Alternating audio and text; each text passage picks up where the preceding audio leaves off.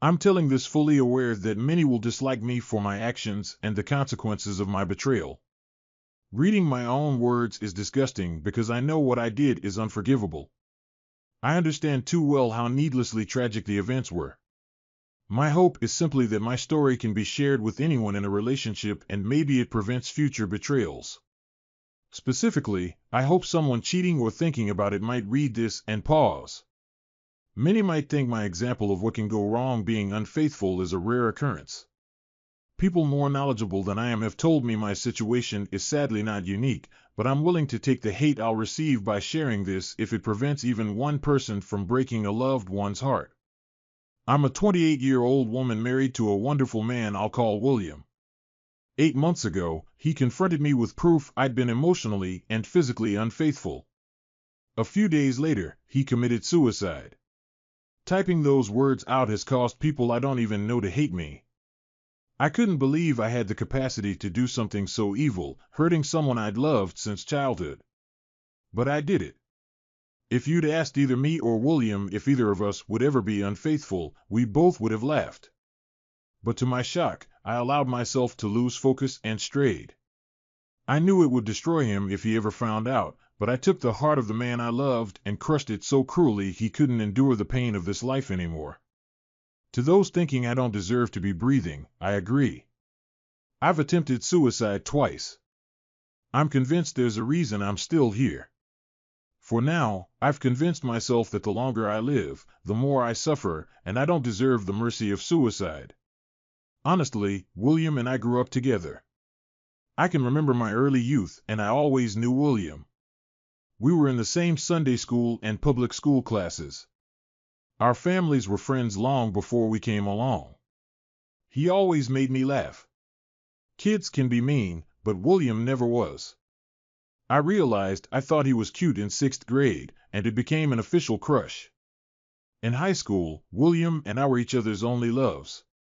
From early high school through college, we were best friends and cherished each other. After graduation, we took a year to get stable jobs near our families and decided to get married.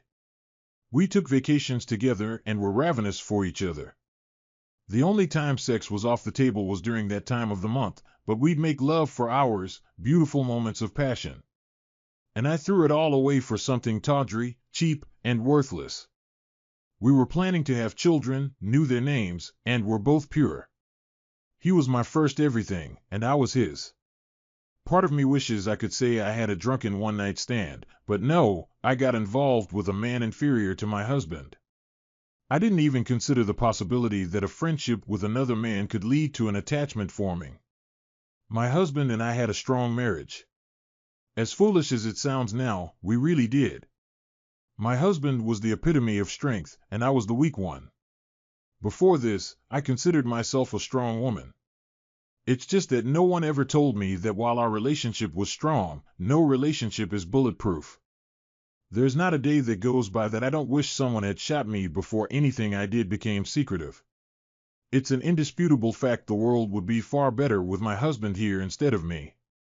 I had many chances to stop it before anything happened, and I had no reason to allow anything to happen.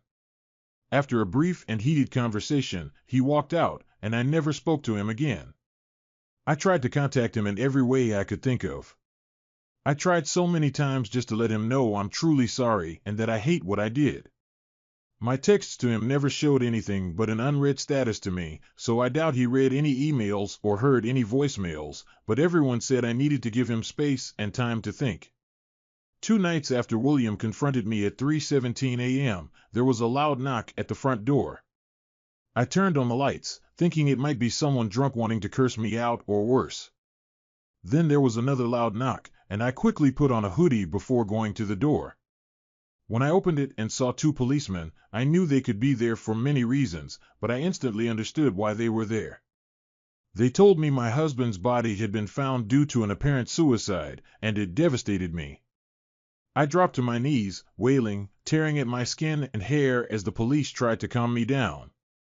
When the EMTs arrived, I was sitting on the steps, rocking back and forth, repeating apologies. I couldn't make it to the funeral, even if William's family had allowed my family to attend. I was kept sedated for days. The first thing I wanted to do when I got out was visit William's grave, but nobody knew where his parents had him buried, and that hurt deeply. That night, I attempted suicide for the first time. I've now been hospitalized twice for attempted suicide. I'm not asking for pity. In fact, I don't want it. Nothing can take away this heartache, and nothing can numb it. Part of me wishes I had somehow forced him to see me just for a moment to tell him how sorry I am and that I knew our marriage was over. But I didn't get that. No, I didn't deserve it. I have to face the fact that what I did was so vile that making my husband see me might have forced him to take his life even sooner. Many people have said my actions led him to take his life, and I don't doubt it. Until that horrible day, we were incredibly happy. No suicide note verified I caused his passing, but we had been so happy, loving nearly every moment together. To go from that bliss to grief quickly ended him. I ended him. My words, actions, and thoughts betrayed us both. Regret doesn't damage you. If it did, I would have died before my husband ever confronted me. When COVID hit, William and I quarantined together. I taught at an exclusive private school, and our salary was assured as long as isolation was needed. William worked from home making progress on a project. Despite the world's worries, we enjoyed our time together, getting closer. I am truly sorry for those who lost a loved one to the horrible disease, but my husband and I grew closer during those weeks. We joked about others struggling with family time. We simply couldn't get enough of each other. After the first month, we agreed to limit arguments to once a day. For about a week, our only argument during quarantine was about doing laundry just to put clean sheets on the bed again. I cheated on that man, leading him to end his life due to my actions. I hate myself in many ways, but knowing I had it all is the most difficult pill to swallow. My affair with Paul, the lacrosse coach, started innocently during Zoom meetings. No attraction was present. When we met face to face, there was zero attraction, at least from me, but I didn't sense any lustful attention from him toward me during that introduction. I learned he was engaged, and I told him I was happily married. No sexual tension, nothing hinting it would ever be a possibility. The school allowed half the staff and students to attend in person for a week while the other half used Zoom. The next week, they switched. This was to help with social distancing and the students' feelings of isolation. While eating lunch one day before my next class, I got an email from Paul asking me to edit toasts and jokes for his upcoming wedding. I was used to editing, so it was nothing I felt important enough to tell William. And since it pertained to Paul's wedding, I saw no reason to bore my husband with details about that day. The email included a toast to Paul's parents and to the bride's parents. I took what he said and added a few phrases to tug at the heartstrings of all who attended. The jokes aimed at his brother, who was the best man, were really funny but a bit too crude for my taste at a wedding. I mentioned this when I sent back his edited speeches. He laughed it off, saying I didn't understand his family's sense of humor, which included teasing. This email exchange marked several months of back-and-forth communication, but surprisingly, nothing inappropriate happened until the very end. Throughout our conversations, there was never any flirting or escalation. We did discuss taxes, but our talks were purely scientific and psychological, making even the biggest nymphomaniac in history drier than the Sahara. The discussions about races, politics, religion, science, and sports sometimes got heated.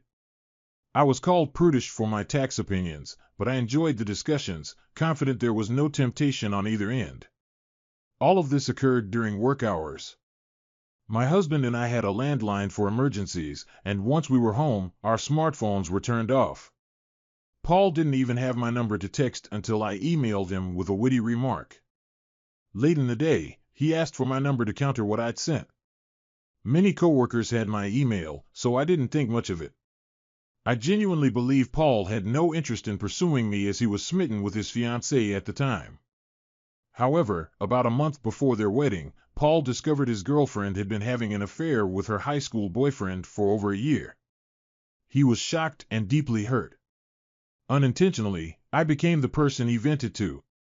I'm not sure when our conversations crossed the line, but I started feeling genuinely sorry for Paul. I despised his fiancée for what she did, and I saw nothing wrong with that. After a particularly tough night for him, he looked frazzled at school, and I could tell he'd been crying. I gave him a hug, and he asked if we could talk after school. Since I had a few hours before William got home, I agreed. In hindsight, I realized what drew me into conversations with Paul was a different opinion. William and I had discussed almost every imaginable topic, and I usually knew his response. Most of the time, I craved surprise or verbal conflict. It was foolish, pathetic, and weak, but that led to the affair. Everything with William was perfect, and we spent every available moment together. I mentioned a coworker named Paul to William, but as nothing was happening, I didn't elaborate, and he saw no reason to pry. When William had to go out of town for 3 weeks, we FaceTimed daily, and I missed him intensely. With sudden spare time, I found myself texting Paul just to pass the time. Instead of occasional conversations, Paul and I often had dinner and drinks before going home.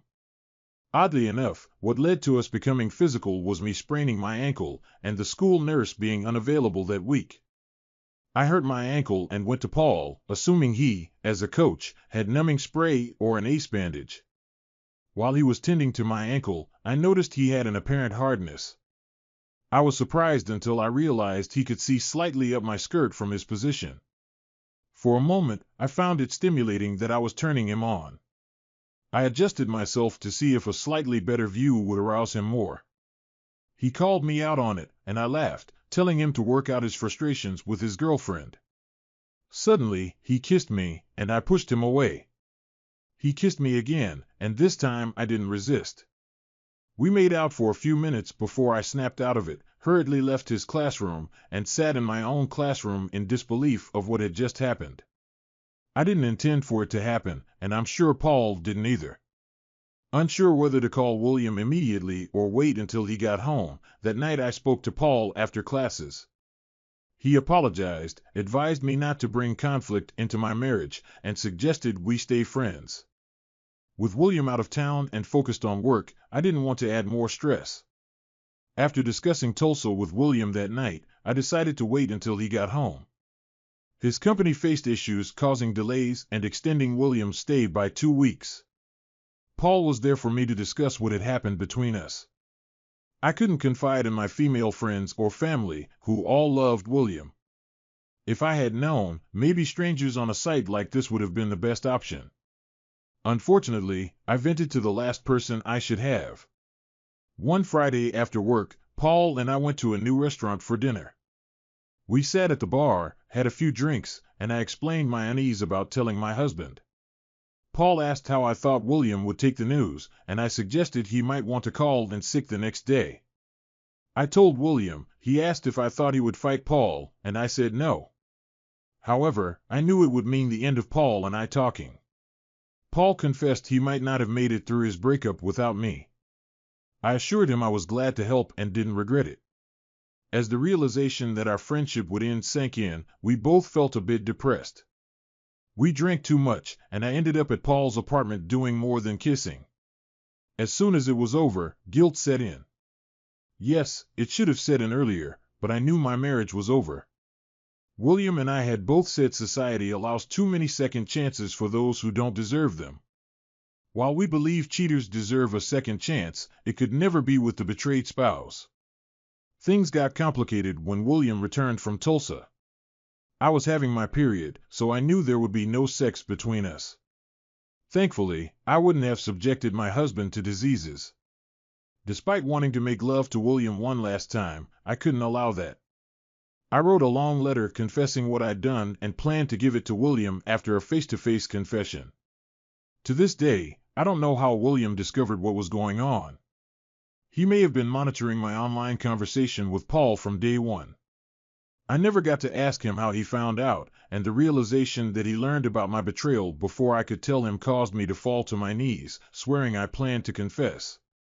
William didn't believe me, and I wouldn't have either. He had a stack of texts between Paul and me printed out. Though I didn't deny any of the accusations, that honesty came far too late. He packed a few things and left me on a Monday evening. Wednesday night, he drove to a shopping center, parked his car, and took his own life. Knowing I had destroyed our relationship tortured my soul like never before. Realizing I robbed him of a chance to find someone else to be happy with broke me. The understanding that I didn't just end my relationship with William, but every relationship he had or would have filled me with more guilt than I could ever express. I could discuss everything that has occurred since William's passing, but many details might not interest most people. Simply put, his family and mine hold strong negative feelings towards me. My family remains disgusted by my actions, and their disappointment and shame persist. Their love for me endures, but the sense of disappointment and shame will never fade, and rightly so.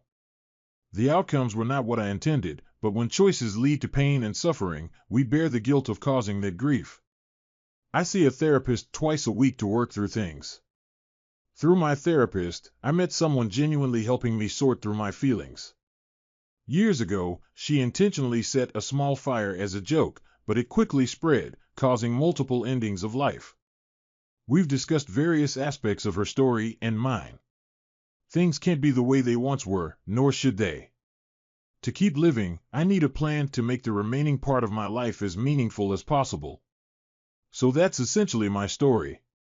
If anyone wants to post hate messages and call me a wretched person, go right ahead. If it helps you release your rage, consider me your verbal punching bag. For those who have been cheated on, some of you may have been intentionally betrayed, but those who had a partner just as perplexed about the cheating as you were, listen to my story. It doesn't justify anything I did, quite the opposite, but if it helps you understand that you bear little responsibility for the infidelity, so be it. To unrepentant cheaters, I hope you listen to my cautionary tale and recognize your ability to destroy not just someone else, but also your relationships and a significant part of yourself. I know I can't preach or judge anyone but myself. I just hope no one finds their William and loses them or sinks to the depths I did. Most importantly, I want people in great relationships to cherish and never take them for granted. Humans aren't immune to being swayed under the wrong conditions. When we love someone, we carry part of their soul with us. One betrayal makes it impossible for that person to hold that piece of you again. I had my husband's heart in my hands, and now I deserve never to hold it again, nor will he ever hold mine. This life has too much pain without hurting the ones we love. Love is too precious to risk on anything. Update: I cheated, causing my husband to commit suicide days after confronting me. This is intended as a final response. William likely didn't read it, and considering he's been dead a year, I doubt it was him. For those trying to psychoanalyze me, I appreciate the effort even if it was for your own self-interest. Professionals haven't provided a good theory for why I let things happen. I feel like there should be some valid reason why I did what I did too. I just can't come up with one, and it wouldn't be a valid reason if I found one. For those thinking this is fake, I can't fathom a reason to post this other than to warn and perhaps help. It wasn't a karma grab. I've barely responded, so it wasn't for attention, and it certainly wasn't to lift my spirits because I've rightfully been slammed for my betrayal. Admitting to something horrible is not easy. Imagining it never happened doesn't help me, but you all do. I do not keep in contact with Paul and have not heard from him since before William committed suicide. The only things I know about him are secondhand from people I worked with. I have no interest in being with Paul or having him in my life in any way. So those thinking I planned my vile actions to ride off into the sunset with a first-year lacrosse coach, no. Bless you all. May you have stellar lives full of happiness, but most of all, peace. I was married to my wife for 4 years, and our marriage faced challenges due to her struggle with drinking. Even before we tied the knot, I knew she enjoyed drinking, particularly at parties. She was the kind of person who loved to indulge in drinks during social events. We first met at a club where she and her friends were celebrating a birthday. I was instantly attracted to her and approached her in the group. That night, we talked and spent the rest of the evening at the club. After meeting, we went home together because she asked if she could come with me. On that first night, we became intimate. Despite my wife thinking I was only interested in a one-night stand, I felt differently. I genuinely liked her, and our closeness deepened my feelings for her. In the following weeks, we started dating. After spending time together at least twice a week for 3 months, we decided to make our relationship official. At the time, she had just finished college and was working hourly jobs until she could land her desired job. Early on, I knew she had a drinking issue, but I didn't expect it to escalate to the point of needing rehab. After over a year of dating, we got married and officially moved in together. Unfortunately, a year later, she lost her parents and only sibling in a tragic accident. This intensified her emotional struggle, leading her to cope with the pain through excessive drinking. I thought her extreme drinking might be a temporary response to mourning, but it persisted. Months after the burial, she didn't recover from her family's loss, becoming a shadow of her former self. Despite my efforts to comfort her, she was in a dark mental state. Around the same time, she experienced a breakdown, adding to her emotional turmoil. She stopped working, and the responsibility of caring for both of us fell on me. On days when she wasn't drinking, she displayed aggression and anger over trivial matters. I walked in on my wife making out with a neighbor, and I was really angry. She was drunk, but he seemed sober. I kept the neighbor away and informed his wife, yet I couldn't take any action against my wife, thinking she wasn't in the right state of mind. I was wrong because a few days later, I caught her talking to the same neighbor. When she saw me, she immediately walked away. Meanwhile, her drinking problem worsened. If I gave her money, she'd spend it all on drinks, reaching a point where she couldn't go a day without drinking. I got frustrated and tired of putting up with her, handling bills alone, and still caring for her. It became overwhelming, so I decided to get her help. When there was no other option, I informed her I was taking her to rehab, and after several months of persuasion, she finally went. Seeing a significant improvement, I was relieved to be getting my wife back. As a concerned husband, I finally found peace as she broke free from her bad habits and started rebuilding her life. However, my relief didn't last. One day while enjoying YouTube at home, my wife announced she was marrying the love of her life. I didn't take it seriously at first and just laughed it off, but when she mentioned her rehab coach Ryan, I became attentive. According to her, Ryan was the one for her, and they were in love, planning to get married. She praised him for treating her well, talking nicely, and more. I was shocked and knew she was going crazy. The Ryan she talked about was already a married man with 2 kids, making no sense.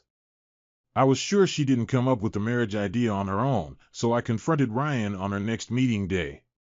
When I shared everything my wife said, Ryan said she was delusional. Somehow my wife had overheard his responses. She had been eavesdropping on our conversation. Upon hearing him, she left her hiding spot, tears streaming from her eyes. She sobbed like a baby and simultaneously showed me a video of her and Ryan both naked in bed and the bathroom. Ryan had recorded it during their last hotel encounter and sent it to her. She claimed Ryan vowed to divorce his wife so they could marry. When she presented the video, Ryan angrily berated her, calling her foolish for thinking he'd leave his wife for an unstable woman. His words shattered her heart. I'd never seen my wife cry like that since losing her family. It became clear she truly loved Ryan, even planning to divorce me for him, which deeply saddened me. I was furious with Ryan for exploiting my wife. To give him a taste of his own medicine, I pressed charges using the video as evidence in court. Sharing this is easy because the hurt and heartbreak almost shattered me. Despite the challenges my wife presented, I still loved her and tried to help her return to normal. Unfortunately, she cheated on me in return, planning to divorce me for her rehab coach. I felt pity for her when she discovered Ryan's deceit and nearly fell into depression. Out of compassion, I admitted her to a mental hospital, and after her admission, I initiated a divorce. Although it seemed she wasn't in her right state of mind, she was clear-headed enough to consider divorcing me. Honestly, our relationship was a significant waste of time, resources, and emotions, but I'll view it as a life lesson.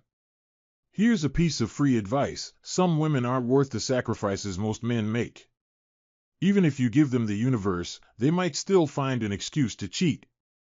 Regarding Ryan, I won the court case, and he received a jail term for exploiting his mentally unstable client. The government also shut down his business.